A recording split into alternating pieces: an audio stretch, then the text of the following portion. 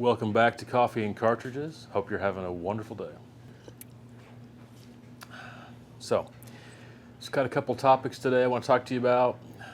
The second topic will be my reloading goals for the next year or so. And then I want to start by talking about the 25 caliber.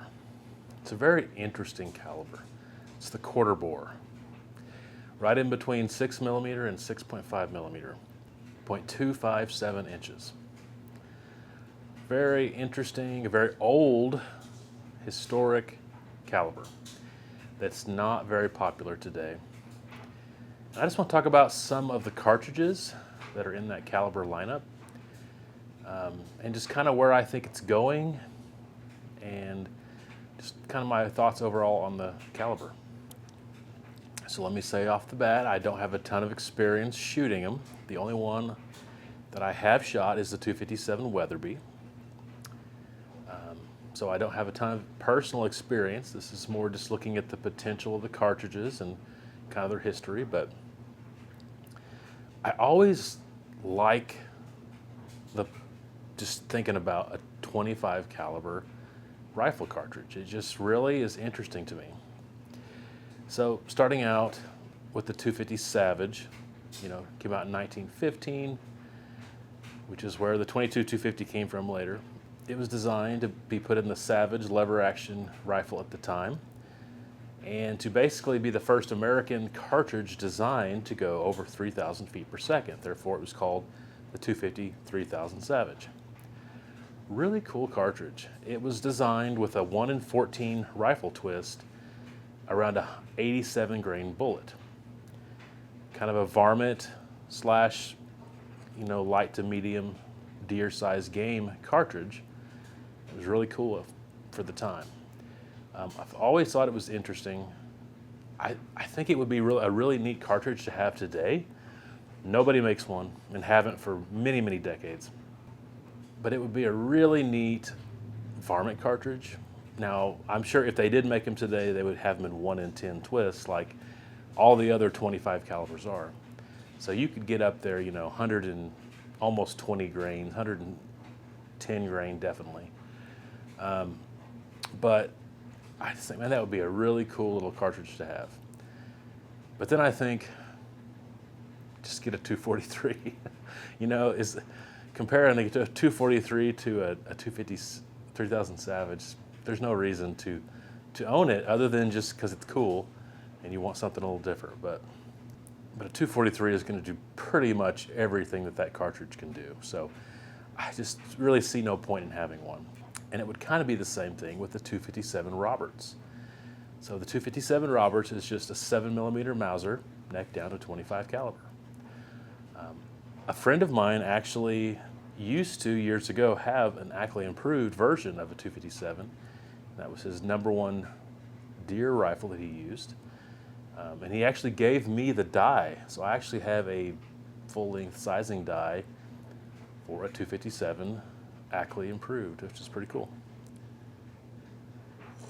So all I've heard about that cartridge, the 257 Ackley Improved, is from him, but he really, really liked it. But the 257 Roberts and then later the Ackley Improved, is both really nice all-around, well-balanced cartridges. They just light on recoil, efficient cartridges. Can get a little bit more powder in that Ackley Improved, but they're both awesome. Which, getting back to the Ackley Improved, some of his first cartridges that he really ever made famous and kind of worked on was the 250 3000 Ackley Improved and the 257 Roberts Ackley Improved. Not just those, there was many other ones. There was a 3030 Ackley Improved and a whole bunch of other stuff. But two of the first ones that was notable was in that 25 caliber that P.O. Ackley improved. So he did, it seems to me, like the 25 calibers, but knew they could be improved upon. But I think both of those are awesome. But then I just kind of talked myself out of it, and I think, a 7mm odd 8's just as well balanced and, a little bit more versatile. Definitely you can get heavier bullets for sure. So as cool as they are, I just kind of talk myself out of them.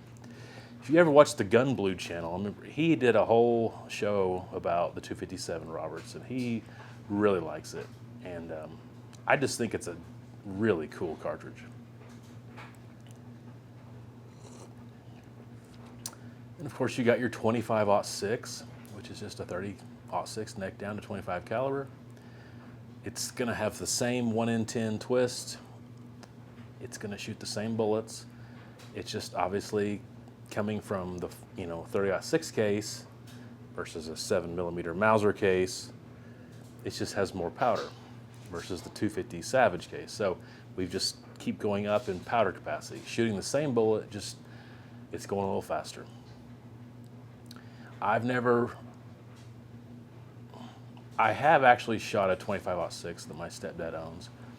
I do know several people that have had 25-06s, and all of them loved them. One gentleman told me him and his son used to kill whitetail deer at 400 yards consistently with their 25-06. I do have another friend that I went to high school with that told me that it just didn't make a big enough hole, and he, even though it did do the job, he just preferred something bigger. But everyone who has a 25-06 seems to like it. So it's just really flat, really fast, really cool. And then you got the 257 Weatherby. And like I said, I had the most experience with that one, and which is not that much experience, just shooting it. You know, for a Magnum, it's very tame on the recoil. It's really cool. Of all the Weatherbys, and there's a lot of great ones, that one has always caught my eye the most.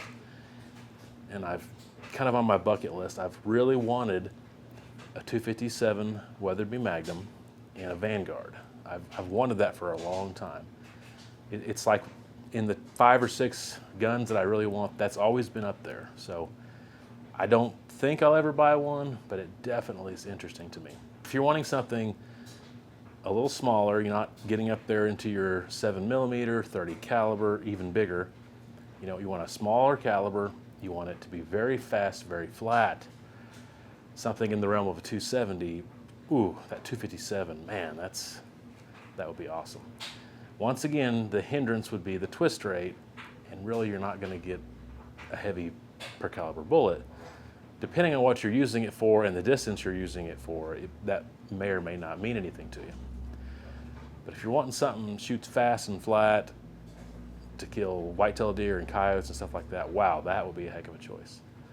But then I tell myself, I've got a 6.5 284, I've got a 270 short mag, I've got things that can kind of do that anyway. So I've always talked myself out of owning any 25 caliber. So if I ever did a custom gun with a 25 caliber, I think I would do a 25 Super Improved. And I'm not sure if I said that correctly, but basically a 25 Super is just a 308 neck down to 25 caliber, and then I would get it improved. But a 25 Super Improved, I think, would be a really cool, nice, short action, well balanced, all around awesome cartridge. And I would probably get it like in a 1 in 8 twist, maybe 1 in 9, but I would definitely be able to shoot like 130, 135 grain bullet. Do I need that gun? No. Do I already have cartridges that can basically do what that's going to do? Yes. So hopefully I never do that, because I don't think I should. But man, wouldn't that be cool? Plus you could tell people you have a 25 Super Improved cartridge. I mean, it just sounds awesome. I want to show you a little bit of differences in the reloading manual, kind of give a comparison between the 250 Savage, 257 Ackley, Ackley Improved, 25-06, and the 257 Weather. So watch this.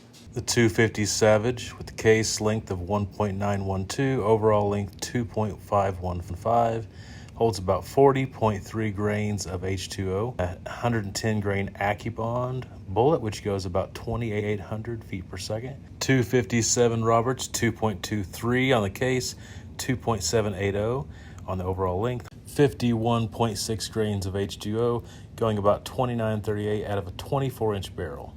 Ackley Improved is about the same overall length, but with a 40-degree shoulder angle. 56 grains of H2O can it hold, with 110 grain Accubon, going around 3,100 almost, maybe 3,050. 25-06 is 30-aught length size exactly. Can hold 63.6 grains of H2O, going around 3271 max on a 24-inch barrel. 257 Weatherby, 2.549 on the case, 3.209 on the overall length, 81 grains of H2O, which will go about 3483 with a 26-inch barrel. Okay, so we're back. I'd like to know what you guys think about the 25 caliber. I'd say if any of you have any of these, you probably have 25-06. And then some of you might have some experience with the 257 Weatherby. But what is your experience with 25 caliber? How does it compare to other calibers? If you were to get a custom 25 caliber, what would it be? What cartridge, what twist rate? I would love to know in the comments. I've talked about this before, but I think getting a 6.8 Western neck down to 25 caliber would be really cool. You agree, disagree? Okay, so topic number 2 today, my reloading goals for 2022 and 2023. So if you've been watching the channel, I've reloaded since I was a teenager.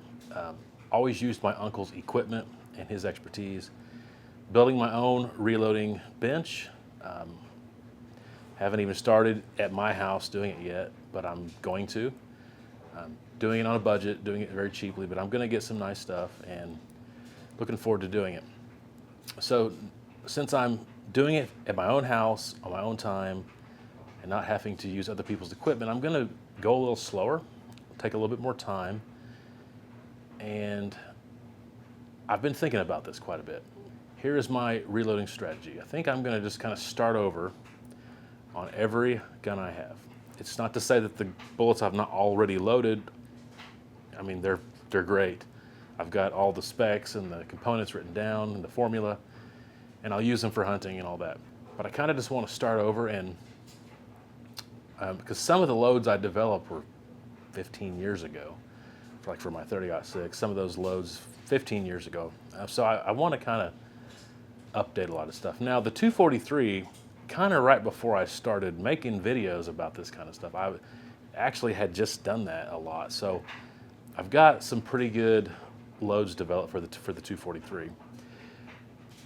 I just kind of want to start over, and the most modern bullet that I can find that I think will be the coolest, and get the nicest brass I can find. And so just the best components I can get. And I have a strategy. With every reload that I do, I'm going to have the same starting place. So when it comes to where I seat the bullet, I'm going to come off jam by 20 thousandths, and I'm going to do that across the board. Like from here on out, that's going to be what I start at. Now I got that from Eric Cortana, I think that's how you say it. I watched several of his videos, and that's just where he starts out, 20,000 off the lands. You can always back up. You could get closer, of course, but I think it's a great starting point, and I think I'm just going to start doing that across the board. Unless, it's like a monolithic bullet and they specifically tell you to start somewhere else, but pretty much 20 thousandths off the lands. I'm going to take out the expander ball, the neck sizing part of the dies on all of my dies. I'm going to decap it, first of all, with my decapping station, if you've watched my videos on setting up my bench. And then I'm just going to use the full length resizing die, but I'm just going to do a shoulder bump of 2 thousandths. And I'm going to get all my dies lined out where it's always a shoulder bump of 2 thousandths. So I've got to get some stuff to do this. I'm not ready yet, but I'm thinking 2 thousandths bump on the shoulder, full length sizing die, 20 thousandths off the jam on the seating depth starting. Of course, I'll have to load test, and I might end up in a different spot, but that's where I want to start. And then I'm thinking neck tension of 2 thousandths as well. So I'm going to get, like I said, I'm going to take out the part of the die that adjusts your neck, and I'm going to get mandrels. I'm going to get a mandrel setup where I can adjust the neck tension to 2000s. And I'm going to start that way with every single thing I ever do. You know, I'll pop the primer, I'll clean the brass, I'll check the flash hole, see if it needs done. I'll do whatever I got to do, and then I will 2000s bump on the full length sizing die with a mandrel for 2000s neck tension. And then when I go to seat that bullet, I'm going to go 20,000s off the land. So that's going to be my formula from here on out, where I start with everything. The seating depth I'll definitely have to play with on every load. I'm hoping I don't have to do a whole lot with the bump or the neck tension, but if I do, I do. But I think, you know, I don't think I'll have to do a whole lot different there. I'll just have to test different powders and different seating depths. But that's going to be my strategy. I talked about this in my last video, so I'll go quickly through it, but I want to load up some 190 grain Berger VLDs in my 30-06, 180 grain Swift A-frames. I want to load up some 130 grain TTSXs in my 308. I have some 140 grain VLDs for my 6.5 and they've been great. But I really am thinking about going to the 156 grain hybrid Elite Hunter EOL, I think is the full title there. It seems to me to be a really cool bullet, and I think it would be outstanding. Now, it's going to not have the same speed as would the 140 grain. And I've also got 140 grain Nosler partitions that I've never loaded up for the 6.5 But I'm thinking about, I've seen Alaskan Ballistics had done this. I think he used 127 grain Barnes LRX. Man, I think 127 grain Barnes LRX and 156 grain Berger hybrid hunting would be one heck of a combo. So I'm going to go for that. On the 243, I don't know a whole lot more what I'm going to do. I've just recently loaded up some 95 grain Sierra tipped Match King just for target shooting, and some 90 grain Nosler E-tips. So I've kind of just done that. I don't know how much more that I need to do, but it'll be fun to just play around with different loadings. 270 short mag, I definitely want to load up some more of the 145 grain ELDXs. Those few, literally just a handful that I loaded up, shot fantastic. First bullets I ever shot out of my gun was hand loads. Want to load up more of those, definitely do some more testing. And I want to load up some of those 130 grain Hornady CXs in my 270 short mag. And then in my 22-250, which if you watch that video, it's at a gunsmith at the moment getting pillar bedded and glass bedded. And then I want to do some load development. It's a Marlin X7, has a 26-inch heavy barrel. The original stock was terrible, but the gun itself is fine. It's a decent gun. The stock was terrible. It has a Boyd stock on it now. But once I get it glass bedded, pillar bedded, I can't talk. Get it glass bedded and pillar bedded, I'm going to be excited. So the only hand loading I've really ever done for my 22-250 was H380. I remember it was like 39.2 grains of H380 using 55 grain Nosler ballistic tip. Got over 3,600 feet per second. Really easy. Just stopped there. But I definitely want to play around with some different loadings. If I recall, I looked at a 50 grain Berger, I think it was like a flat base hunting bullet. And I forget exactly what it was called, but I think I want to try that out. But the first thing I'll do once I get the gun back is just get the scope mounted, torque it down exactly to the manufacturer's specs, and then just, you know, shoot those 55 grain Nosler ballistic tips, which I've got a bunch loaded up, so I need to shoot them anyway. Just kind of get it lined up and see how much of a difference there is.